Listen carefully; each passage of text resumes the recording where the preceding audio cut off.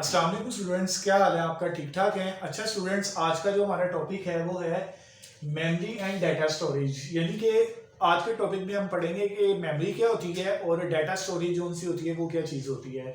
तो हम सबसे पहले जो हमारा टॉपिक होगा वो हम पढ़ेंगे मेमोरी। कंप्यूटर जो सा होता है, आपको पता है कि आप डेफिनेशन उसकी पढ़ते हुए आए हैं, ठीक है। एक कंप्यूटर जो सा होता है वो एक ऐसी मशीन होती है जो क्या करती है कि डाटा को लेती है, उसकी प्रोसेसिंग करती है और उसके बाद उसको किसी न किसी स्टोरेज के अंदर स्टोर करती है और उसके बाद उसकी आउटपुट शो करवा देती है। कंप्यूटर की एक डेफिनेशन होती है, ठीक है।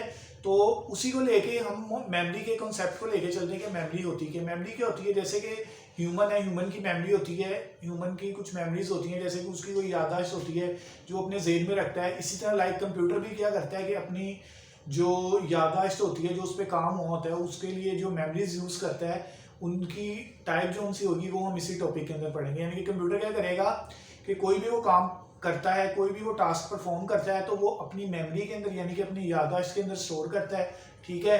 तो वो उसकी मेमोरी कहलाती है, ठीक है। अब मेमोरी जो उनसी होती है वो दो किस्म की होती है, एक होती है वॉलेटाइल मेमोरी और एक होती है नॉन वॉलेटाइल मेमोरी।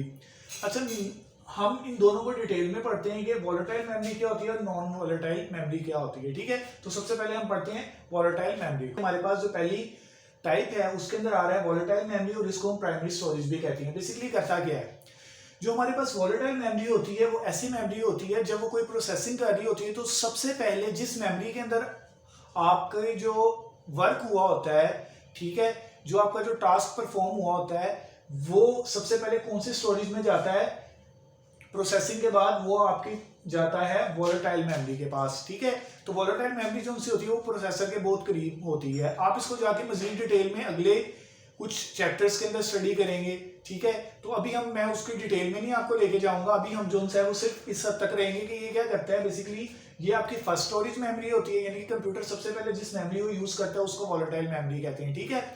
और अगर इसकी आप एग्जाम्पल की तरफ आए तो वो उसके अंदर आपके पास आ जाती है रैम, जिसको हम कहते हैं रैंडम एक्सेस मेमोरी। ये प्रोसेसिंग के दौरान सीपीयू जो सा होता है वो इसको सबसे पहले यूज करता है, ठीक है।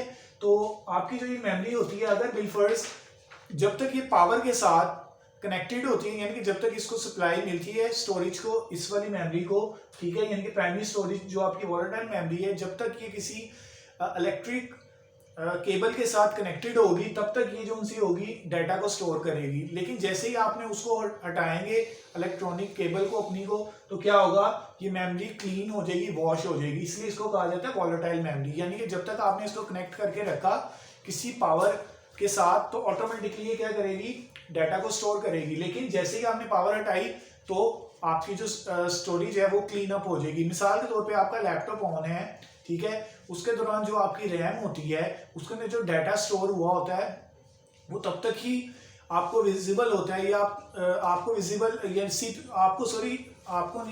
सीपीयू को विजिबल होगा जब तक उसके साथ कोई पावर अटैच होगी। जैसे ही वो खत्म हो जाएगी तो वो ऑटोमेटिकली उधर से स्टोरेज में से भी खत्म हो जाता है, ठीक है, डाटा। इसलिए हम वॉलेटाइल कहते हैं। इसी तरह आप मोबाइल की मेमोरीज देख सकते हैं अपनी, और इसी तरह आपका जो कंप्यूटर होता है उसकी भी मेमोरीज होती है। मिसाल के तौर पे आप कोई एक्शन परफॉर्म कर रहे हैं, कोई वीडियोस वगैरह प्ले कर रहे हैं, ठीक है, सिस्टम पे, अगर पीछे से आप पावर सप्लाई हटा देते हैं, मैं लैपटॉप की बात नहीं कर रहा, ठीक है, या आपका फोन शट डाउन हो जाता है, ठीक है, बैटरी खत्म होती है, बैटरी आप निकाल दें उसमें से, ऑटोमेटिकली आपका डाटा जो सा होगा वो आपके जो आप काम कर रहे थे वो खत्म हो जाएगा, आपके सामने एकदम ब्लैंक स्क्रीन हो जाएगी। तो वो किस लिए होता है, वो किस वजह से होता है कि आपकी जो रैम होती है वो बंद हो जाती है। अब हम इसके बाद देखेंगे वॉलेटाइल मेमोरी। स्टूडेंट्स, अब हमारे पास जो सेकंड नंबर पे आ रही है वो आ रही है नॉन वॉलेटाइल मेमोरी, जिसको हम सेकंड स्टोरेज मेमोरी भी कहते हैं। अच्छा स्टूडेंट्स, कंप्यूटर क्या करता है, जैसे मैंने आपको बताया कि जब प्रोसेसिंग होती है, प्रोसेसिंग के दौरान जिस मेमोरी में डाटा स्टोर करता है वो नॉन वॉलेटाइल होती है। उसको क्यों कहा जाता है? क्योंकि वो आप जब तक पावर देंगे वो चलेगी, जब पावर आप उससे हटा देते हैं तो ऑटोमेटिकली आपकी मेमोरी जो सी है उसमें से डाटा रिमूव हो जाता है। लेकिन जो आपकी नॉन वॉलेटाइल मेमोरी है, ये वाली मेमोरी के अंदर क्या होता है कि अगर आप पावर हटा भी लेते हैं तो तब भी डाटा जो सा होता है वो स्टोर होता है। कंप्यूटर जो सा होता है सबसे पहले अपना डाटा सेंड करता है आपकी वॉलेटाइल मेमोरी को, यानी कि रैम को, और उसके बाद प्रोसेसिंग के बाद जो आपका जो डाटा होता है रैम के बाद जिस स्टोरेज के अंदर स्टोर होता है वो होती है नॉन वॉलेटाइल मेमोरी। और नॉन वॉलेटाइल मेमोरी जो सी होती है उसकी एग्जांपल्स के अंदर आपके पास हार्ड डिस्क आ जाती है, आपके पास फ्लैश ड्राइव्स आ जाती हैं, जिसको आप यूएसबी ड्राइव्स भी कहते हैं, ठीक है। और इसी तरह आपके SD कार्ड्स यानी कि जो आपके एक्सटर्नल कार्ड्स होते हैं जो आपके मेमोरी कार्ड में भी डलते हैं, ठीक है। आपकी आजकल एक्सटर्नल हार्ड ड्राइव्स आई हुई हैं, उनको भी आप देखते होंगे, ठीक है। यानी कि आप एक्सटर्नल तौर पे जो डाटा स्टोर करने के लिए जिस मेमोरी को यूज करते हैं उसको हम कहते हैं नॉन वॉलेटाइल मेमोरी। अच्छा, इसको सेकेंडरी स्टोरेज इसलिए कहा जाता है, मिसाल के तौर पे आपने कंप्यूटर के अंदर कोई काम कर रहे हैं, कोई आपने एक्शन परफॉर्म करना है, कोई आपने कंप्यूटर को काम करने के लिए कोई इनपुट दिया है। मिसाल के तौर पे आप कंप्यूटर को कहते हैं कि मुझे कैलकुलेशन करके दें इस नंबर की, ठीक है। कैलकुलेशन के लिए आप इनपुट देते हैं, वो प्रोसेसिंग होके सबसे पहले रैम में जाती है और रैम के बाद आपके पास आ जाती है वो नॉन वॉलेटाइल मेमोरी के अंदर, ठीक है, जिसको हम सेकेंडरी स्टोरेज भी कहते हैं। आपकी हार्ड डिस्क है इसमें, ठीक है। तो हार्ड डिस्क के अंदर आपके पास आप देखते होंगे कि आपके पास MP3, MP4 और पिक्चर्स होती हैं कुछ, ठीक है, वो सारी की सारी इसी के अंदर स्टोर होती हैं। अगर आप अपनी जो सिस्टम है उसको उसकी पावर निकाल दें, लेकिन जब आप दोबारा पावर लगाएंगे उसको तो आपकी स्टोरेज के अंदर आपकी वीडियोस भी आ रही होती हैं, इमेजेस भी आ रही होती हैं और जो भी आपने डाटा रखा होता है वो शो हो रहा होता है, ठीक है। तो इसलिए हम इसको सेकेंडरी स्टोरेज भी कहते हैं और इसको नॉन वॉलेटाइल मेमोरी भी कहते हैं। अच्छा स्टूडेंट्स, हमारे पास जो टॉपिक है मेमोरी एंड डाटा स्टोरेज का, उसके अंदर जो हमारे पास सेकंड पॉइंट आता है वो आता है data representation in computer memory. Data representation in computer memory के अंदर आप ये चीज स्टडी करेंगे कि आपके पास जो डिजिटल कंप्यूटर्स होते हैं उनके अंदर डाटा किस फॉर्म में मौजूद होता है। जैसे ही मैंने इस चैप्टर का स्टार्ट किया था तो मैंने आपको बताया था कि कंप्यूटर जो सा होता है वो हमेशा 0 और 1 की फॉर्म को समझता है। उसको नहीं पता कि आप कौन सा उसको डाटा दे रहे हैं, उसने बस समझना है तो 0 और 1 को समझना है, इसलिए इस चैप्टर में आपको बाइनरी पढ़ाया गया है। अच्छा, अब हम जो उनसे हैं या आप जो उनसे हैं ह्यूमन है, और हम जो उनसे हमें पता है कि हम अपने हिसाब से उसको समझाते हैं, ठीक है, कंप्यूटर को। मिसाल तौर पे आपने कोई वीडियोस प्ले करनी है, हम तो बस क्लिक करते हैं वीडियो प्ले होनी चाहिए, इमेजेस हैं हमें इमेजेस दिख जाती हैं, लेकिन कंप्यूटर उनको स्टोर करता है बाइनरी फॉर्म के अंदर। अब बाइनरी फॉर्म जो उनसे होती है वो 0 और 1 पे कंसिस्ट होती है। तो इसके लिए क्या हुआ कि जो आपका कीबोर्ड बना हुआ है जिसके ऊपर आप मुख्तलिफ किस्म के कैरेक्टर्स देखते हैं, जो अभी मैं आपको स्क्रीन पे भी शो करवा दूंगा, उसके अंदर होता ये है, एक टेबल बनाया गया है, उसको आप देख सकते हैं। उस टेबल के अंदर आपके कीबोर्ड्स के अंदर जितने वर्ड्स हैं ना और जितने भी साइंस यूज होते हैं, ABCDF, question marks, multiply, division, delete, यानी कि किसी भी किस्म का आपका जो साइन है ना वो जो उनसे हैं उनको एक कोड की सूरत में लिख दिया गया है, ठीक है। और वो कोड जो उनसे हैं वो बाइनरी में भी अवेलेबल है। वो जो कोड थे वो बेसिकली अमेरिकन बेस एक कंपनी थी, उन्होंने बनाए थे, ठीक है, और उसका नाम है आस्की। आस्की वालों ने वो कोड बनाए और इनका मतलब क्या है? इनका मतलब ये है कि American standard code for information interchange, ठीक है। ये भी आप डिटेल में जाके जब आप बड़ी क्लासों में जाएंगे 11 12 में कंप्यूटर साइंस को जो कंटिन्यू करेंगे वो इसके बारे में डिटेल में पढ़ेंगे, ये कब बना, किसने बनाया। लेकिन आपको सिर्फ इंफॉर्मेशन हम इस हद तक देंगे कि ये बेसिकली अमेरिकन कोड्स हैं, ठीक है, जो आपके कीबोर्ड्स पे दिए गए हैं। आप अभी इसको चार्ट में देख लेंगे, ठीक है। अब आपको ये चीज़ भी ऐसा ऐसा क्लियर हो रही होगी कि हम जो कन्वर्जन है वो क्यों पढ़ते हैं, ताकि हमें पता चले कि कंप्यूटर की जो स्टोरेज है वो किस तरह यूज़ होती है, ठीक है। और अब हम हमारा जो लास्ट टॉपिक होगा उसको देखेंगे, जो हमारा लास्ट पॉइंट होगा उसको देखते हैं कि वो हमारे पास क्या है।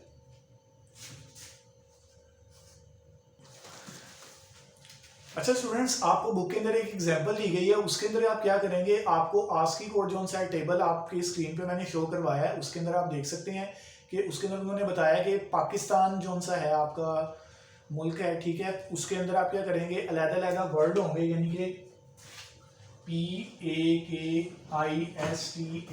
आपने क्या करना है, ये जो वर्ड्स हैं इनको देखना है आस्की टेबल में इनके नंबर के हैं, ठीक है। और उसके बाद आप क्या करेंगे, उनका जोल्स के लिए LCM ले लेंगे और उसके बाद आप उसको शो करवाएंगे बाइनरी नंबर पे वो कैसे शो होगा, ठीक है। आपको मैं जो सा हूँ वो स्क्रीन पे शो करवा देता हूँ कि उन्होंने किस तरह ये काम किया हुआ है, ठीक है, तो आप उसको भी देख लें। इसके बाद हम अपने लास्ट पॉइंट की तरफ चलेंगे जो है स्टोरेज। स्टूडेंट्स, अब हमारे पास जो लास्ट पॉइंट आ रहा है वो है स्टोरेज डिवाइस, ठीक है। यानी कि आपके पास कुछ डिवाइसेस होंगी जिनके अंदर आप डाटा स्टोर करते हैं, उनके बारे में आप इस पॉइंट के अंदर पढ़ेंगे। इसके नाम से ही जाहिर है, जैसे ही आप कंप्यूटर जो सा होता है कोई काम करता है, ठीक है, प्रोसेसिंग वगैरह करता है, तो उस दौरान जिस जगह के अंदर वो अपना डाटा जो सा है टेम्परेरी तौर पे या परमानेंटली तौर पे स्टोर करता है उसको तो हम मेमोरी कह देते हैं। लेकिन आपका जो डाटा होता है जिस जगह पे स्टोर होता है, ठीक है, मिसाल के तौर पे आपका डाटा है आप एक्सटर्नल तौर पे भी स्टोर करना चाहते हैं। मिसाल के तौर पे मैं कहता हूँ कि मेरी पिक्चर्स हैं, मेरे पास मेरी कुछ वीडियोस हैं, मेरे पास कुछ अपने टेक्स्ट डॉक्यूमेंट्स वगैरह हैं, वो सारे के सारे डाटा जो उनसे हैं वो किसी ना किसी स्टोरेज के अंदर लोकेट करते हैं। तो उनको हम क्या कहते हैं, हम उनको कहते हैं स्टोरेज डिवाइस। अब वो स्टोरेज डिवाइसेस जो सी होती हैं वो कौन कौन सी होती हैं, वो आपके पास सबसे बड़ी जो स्टोरेज डिवाइस है वो हार्ड डिस्क भी है, ठीक है, उसको हम मेमोरी भी कहते हैं, और दूसरे नंबर पे हम उसको स्टोरेज डिवाइस भी कहते हैं, ठीक है। एक्सटर्नल स्टोरेज डिवाइस भी होती है हार्ड डिस्क के अंदर, एक तो आपके कंप्यूटर के अंदर होती है, लेकिन आजकल एक अलहदा से भी आई है, उसको हम एक्सटर्नल डिवाइस भी कहते हैं, एक्सटर्नल हार्ड ड्राइव, सॉरी। अच्छा, फिर इसी तरह फिर आपके पास जो से यूएसबी ड्राइव्स होती हैं जिनको हम फ्लैश ड्राइव्स कहते हैं, उसके अंदर भी आप डाटा स्टोर करते हैं। और इसी तरह आपके पास कुछ फ्लॉपी डिस्क पहले यूज होती थी, उनको भी आप स्टोरेज डिवाइस कहते हैं। और इसी तरह फिर आप जो से हैं अपनी मुख्तलिफ किस्म की डिवाइसेस होती हैं जिसके अंदर डाटा स्टोर कर सकते हैं, जैसे आपके पास SD कार्ड्स वगैरह भी होते हैं, ठीक है। अच्छा, अब मैं आपको बताऊंगा इसी पॉइंट के अंदर कि हमारे पास जो मेमोरी होती है और स्टोरेज डिवाइस जो सी है उन दोनों के अंदर क्या फ़र्क होता है। लेकिन उससे पहले आपको ये चीज़ भी मैंने क्लियर की कि आप जिस चीज़ के अंदर अपना डाटा स्टोर करते हैं उसको हम स्टोरेज डिवाइस कहते हैं और हम इजीली उसको कैरी कर सकते हैं, ठीक है। तो मैं सबसे पहले यहाँ पे लिख दूंगा मेमोरी, और राइट साइड पे मैं लिख दूंगा, अपने लेफ्ट साइड पे लिखूंगा मेमोरी, राइट साइड पे लिख दूंगा स्टोरेज डिवाइस, ठीक है। और पॉइंट्स के जरिए हम चेक करेंगे दोनों के अंदर क्या डिफरेंस है और हम कैसे इन दोनों को डिफरेंशिएट कर सकते हैं। स्टूडेंट्स, अब हम देखेंगे मेमोरी और स्टोरेज इन दोनों के दरमियान फ़र्क क्या है। सबसे पहला जो पॉइंट है हमारे पास वो है place when application load it's data during processing. वही चीज़ जो मैं पहले बता रहा था कि जब आपका CPU कोई काम परफॉर्म करता है प्रोसेसिंग के दौरान, तो वो सबसे पहले जिस मेमोरी के अंदर जाता है उसको हम क्या कहते हैं, मेमोरी कहते हैं। मेमोरी के दौरान ही प्रोसेसिंग के दौरान जो जिस मेमोरी के अंदर आपका डाटा स्टोर होता है उसको हम क्या कहते हैं, मेमोरी कहते हैं। क्योंकि स्टोरेज के अंदर दूसरी तरफ मुख्तलिफ बात है, वो कह रहे हैं कि usually the place where data is stored for long और शॉर्ट टर्म, यानी कि एक ऐसी जगह जहाँ पे आप डाटा अपने छोटे वक्फे के लिए या फिर बड़े टाइम के लिए स्टोर करते हैं, तो उसको आप क्या कहेंगे, उसको आप स्टोरेज कहेंगे। पहला हमारे पास जो डिफरेंस है वो ये आ गया। दूसरा वही कह रहा है टेम्परेरी स्टोरेज डिवाइस, यानी कि वो परमानेंटली आपका डाटा स्टोर नहीं करती, वो सिर्फ टेम्परेरी वक्ती तौर पे स्टोर करती है जब तक प्रोसेसिंग हो रही होती है। जबकि जो आपकी जो स्टोरेज होती है वो क्या करती है, वो परमानेंट स्टोरेज डिवाइस होती है, यानी कि आप जब तक चाहे मर्जी डाटा स्टोर कर सकते हैं, चाहे उसको पावर दें या ना दें आप, ठीक है।